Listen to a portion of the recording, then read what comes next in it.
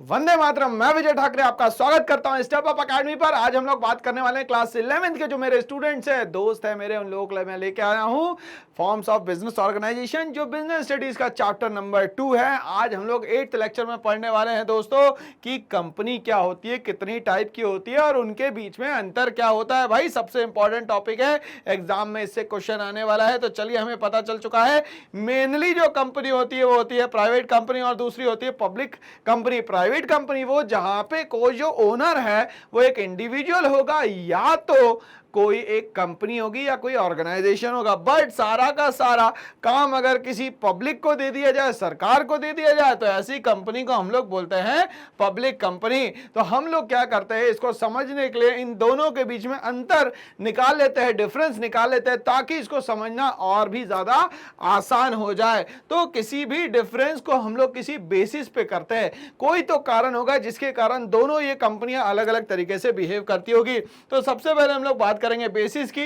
फिर हम बात करेंगे पब्लिक कंपनी की, फिर हम बात करेंगे यहाँ पे प्राइवेट कंपनी की। सबसे पहला जो बेसिस स्टार्ट करते हैं हम लोग वो करते हैं मेंबर से। पब्लिक कंपनी में यहाँ पे मिनिमम जो मेंबर्स हो सकते हैं वो हो सकते हैं 7, बट जब मैक्सिमम मेंबर्स की बात आती है पब्लिक कंपनी में तो यहाँ पे अनलिमिटेड मेंबर्स दोस्तों यहाँ पे हो सकते हैं। प्राइवेट कंपनी में मिनिमम 2 मेंबर होने चाहिए, मैक्सिमम जो है 50 हो सकते हैं। तो ऐसी बात याद रखना है कि पब्लिक में मिनिमम 7 और यहाँ मिनिमम 2, यहाँ पे मैक्सिमम अनलिमिटेड और यहां मैक्सिमम 50 हो सकते हैं। आगे हम लोग बात करते हैं मिनिमम नंबर ऑफ डायरेक्टर्स कितने हो सकते हैं यहां पे। तो पब्लिक कंपनी में 3 डायरेक्टर्स हो सकते हैं, बट प्राइवेट कंपनी में जो है सिर्फ और सिर्फ 2 ही डायरेक्टर्स हो सकते हैं, इससे ज्यादा डायरेक्टर्स नहीं हो सकते। मिनिमम पेड अप कैपिटल की बात करें तो कितना पेड अप कैपिटल होना चाहिए, तो पब्लिक कंपनी में लगभग 5 लाख रुपए होना चाहिए और प्राइवेट कंपनी में जो है वो 1 लाख रुपए होना चाहिए। तो ये हो गया यहां पे इसका पेड अप कैपिटल। आगे बात करते हैं इंडेक्स ऑफ मेंबर्स की। तो पब्लिक कंपनी में इंडेक्स ऑफ मेंबर्स होना जरूरी है, कंपलसरी है, बट प्राइवेट कंपनी में ये कंपलसरी नहीं है। ट्रांसफर ऑफ शेयर्स की बात करें तो पब्लिक कंपनी में नो रेस्ट्रिक्शन, कोई रुकावट नहीं है, आप ट्रांसफर कर सकते हैं, बट प्राइवेट कंपनी में ये रेस्ट्रिक्शंस है, रेस्ट्रिक्शन ऑन ट्रांसफर्स।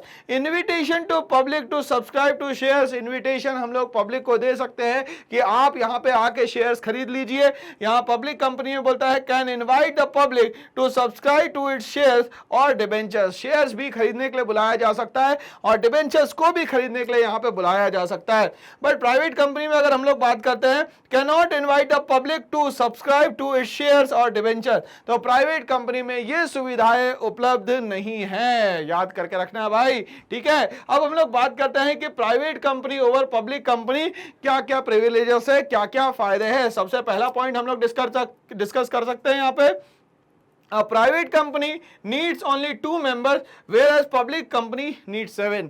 तो भाई प्राइवेट में तो अच्छा है 2 ही चाहिए, मगर पब्लिक में कितने चाहिए, 7 चाहिए। 7 इकट्ठा करना डिफिकल्ट काम है।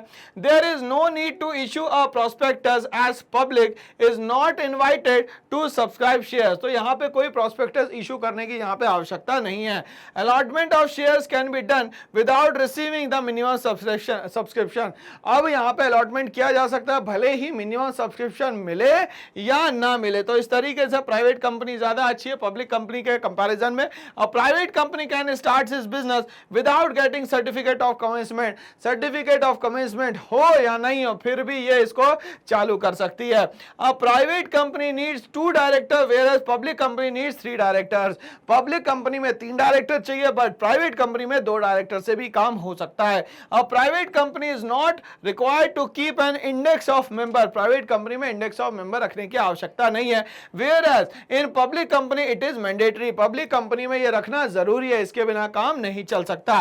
There is no restriction on amount of loans to the directors in a private company which is there in a public company. यहां बोल रहा है कि कोई रेस्ट्रिक्शन नहीं है यहां पे लोन्स पे, बट पब्लिक कंपनी में यह रेस्ट्रिक्शन। तो ऐसे ही हम लोग आगे बात करते हैं यहां पे टाइप्स ऑफ कंपनी को। अगर हम लोग देखा जाए फॉर्म्स ऑफ बिजनेस ऑर्गेनाइजेशन में हम लोगों ने 5 टाइप में बांट लिया था, जैसे कि सोल प्रोप्राइटर प्रोप्राइटर है, पार्टनरशिप है, ज्वाइंट हिंदू फैमिली बिजनेस है, कोऑपरेटिव सोसाइटी और कंपनी है। बट यहां पे इनके लिए भी कोई ना कोई डिफरेंस होगा। जैसे सोल प्रोप्राइटर का पार्टनरशिप से कोई डिफरेंस होगा, पार्टनरशिप का ज्वाइंट हिंदू फैमिली से कोई डिफरेंस होगा, और इसका कोऑपरेटिव से और इसका कंपनी से कोई ना कोई यहां पे डिफरेंस होगा। अब ये डिफरेंस किसी ना किसी बेस पे होगा, और वही बेस हम लोग को आज यहां पे दोस्तों डिस्कस करना है। चलिए हम लोग समझते हैं। सबसे पहले हम लोग बात करेंगे यहां पे फॉर्मेशन की, कि सोल प्रोप्राइटर किस तरीके से फॉर्म होता है। तो यहां मिनिमम लीगल फॉर्मेलिटीज लगती है, मतलब कि लॉ से रिलेटेड बहुत सारी बातें यहां पे नहीं लगेगी, और इजीएस्ट फॉर्मेशन रहेगा। मतलब कि ये जो अकेला बंदा है ये जल्दी से बिजनेस को स्टार्ट कर सकता है, चाहे तो जल्दी से बंद भी कर सकता है। ये वाली बात हम लोग को याद रखनी है। पार्टनरशिप में हमें पता है कि लगभग 2 या 2 से ज्यादा लोग चाहिए रहते हैं यहां पे, तो रजिस्ट्रेशन इज ऑप्शनल, मतलब रजिस्ट्रेशन आपको करना पड़ेगा। दूसरा हमें यह पता है कि पार्टनरशिप का जो एक्ट है वो है 1932, उसके हिसाब से हमें काम करना होता है। इजी फॉर्मेशन होता है, क्योंकि ये दोनों पार्टनर जब मिलते हैं तो यही चाहते हैं कि बिजनेस जल्दी से रन हो और यहां पे जल्दी जल्दी इनके पास प्रॉफिट आए।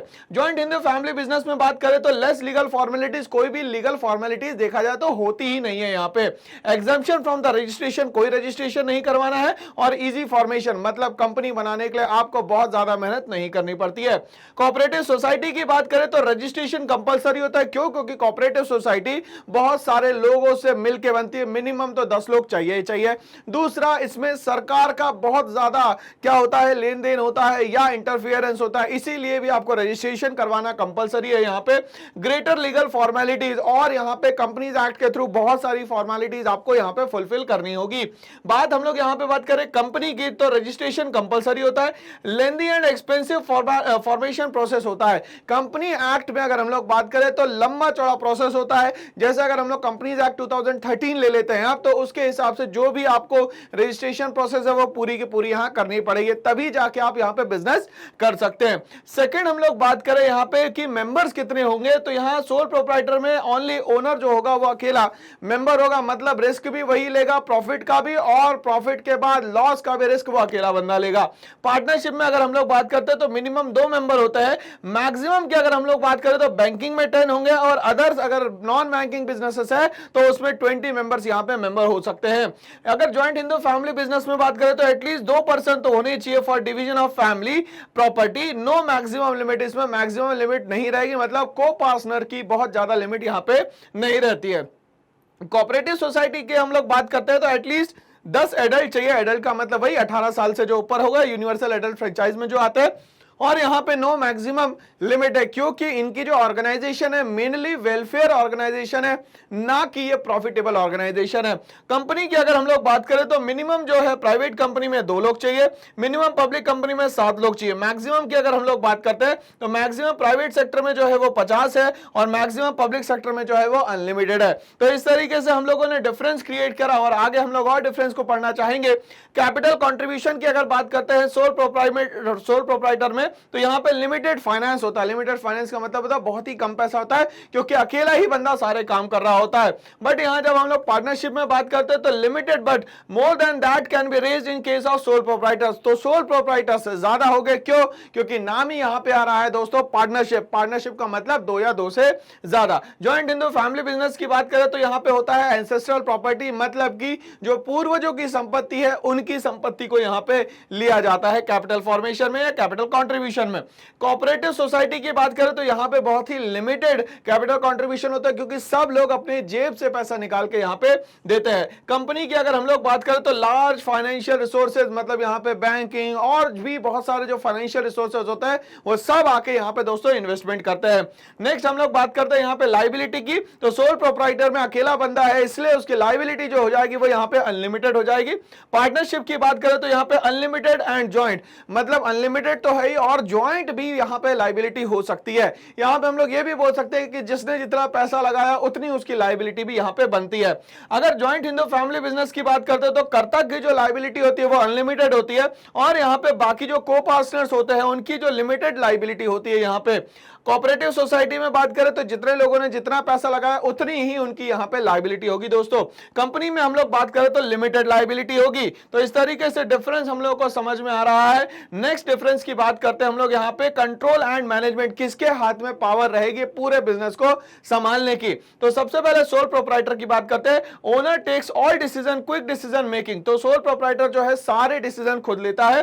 पार्टनरशिप में बात करें हम लोग तो partners take decision, consent of all partners is needed. इसीलिए सारे पार्टनर्स की यहां पे कंसेंट नीडेड होती है। यही तो पार्टनरशिप होता है कि म्यूचुअल अंडरस्टैंडिंग के साथ में सारे डिसीजंस लिए जाए।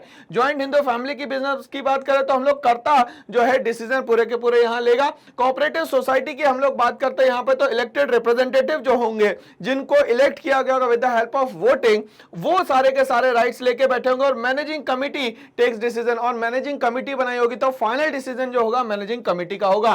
कंपनी के हम लोग बात करते हैं separation between ownership and the management. Company में मैनेजमेंट बिल्कुल अलग रोल प्ले करता है, ओनर जो है बिल्कुल अलग रोल प्ले करता है। मतलब बोर्ड ऑफ डायरेक्टर जो है उनका अलग रोल रहेगा और जो मेंबर्स ऑफ द कंपनी है उनका रोल अलग होगा। यहाँ पे कंटिन्यूटी की बात करें तो अकेला बंदा जब सोल प्रोप्राइटर अगर बिजनेस स्टार्ट करता है तो वो कभी भी बंद कर सकता है। यहाँ पे अनस्टेबल है, मतलब कि यहाँ पे कभी भी स्टार्ट कभी भी बंद किया जा सकता है। मतलब एंट्री और एग्जिट जो है वो बहुत आसान है। Business and owner regarded as one, और बिजनेस और ओनर को क्या माना जाता है, यहाँ पे एक ही माना जाता है। पार्टनरशिप में अगर मैं बात करूं तो मोर स्टेबल रहता है, क्योंकि दो लोग या दो से ज्यादा लोग भी मिलकर इसको काम को स्टार्ट करते हैं। But affected by status of the partner, अगर मान लेते हैं किसी के साथ पर्सनल प्रॉब्लम आ गई तो यहाँ पे जो है ये जो कंटिन्यूटी है बिजनेस की ये रुक जाती है, कहीं ना कहीं ये प्रॉब्लम आती ही है। अगर ज्वाइंट हिंदू फैमिली बिजनेस की बात करें तो स्टेबल बिजनेस रहेगा, कंटिन्यूअस इवन इफ द कर्ता डाइज, अगर मान लेते हैं कर्ता की डेथ हो भी जाती है तो भी यहाँ पे जो बिजनेस है वो स्टेबल रहेगा। कोऑपरेटिव सोसाइटी की बात करें तो stable because of the separate legal status, ये स्टेबल है क्यों, क्योंकि यहां पे ये एक सेपरेट लीगल एंटिटी की तरह काम करती है। कंपनी की बात करें तो stable because of the separate legal status, stable है क्यों, क्योंकि ये सेपरेट लीगल स्टेटस लेके बैठी हुई है यहां पे। इस तरीके से हमें कंपैरिजन जो है समझ में आ गया है। ऐसी और वीडियोस के लिए बने रहिए मेरे साथ। करना एक छोटा सा काम, इस चैनल को लाइक शेयर सब्सक्राइब करना ना भूले। Thanks for watching all.